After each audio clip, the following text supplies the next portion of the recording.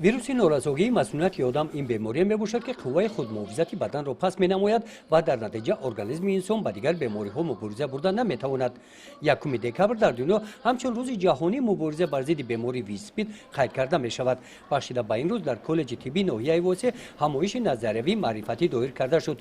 چورابینی مذکور با اقدام بخش کار با جوانان و ورزش، مرکز پیشگیری و مبارزه بر ضد بیماری ویروس نوراسوگی مسئولیت آدم و مرکز تشکل طرز حیات سالم راه اندازی گردیده در آن اوید پیشگیری این بیماری و دیگر بیماری های سیرویتی با جلب متخصصان به سهم اشتراکچیان معلومات های مفید رسانیده شدند. همچنین از برآمد دانشجویان و دیگر اشتراکچیان این چورابینی معین گردید که آنها اوید این بیماری و راه های پیشگیری آن اطلاع خوب دارند.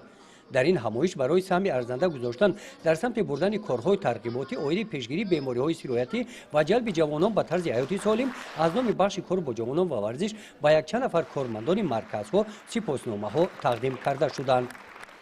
مقصد اساسی ما این یعنی که گذراندن تبلیغات و تشویقات در بین جوانان میباشد که اوید با پیشگیری بیماری ونیمو یک فهمش مکمل داشته باشند. در این روز ریزاکاران بخش کار با جوانان و ورزش، کارمندان مرکز تشکل طرز حیاتی سالم در مرکزهای سودا و جایهای سیرادم اوید بیماری ویتسپید و راههای پیشگیری آن و رقه‌های اطلاعاتی به آدمان تقسیم کردند.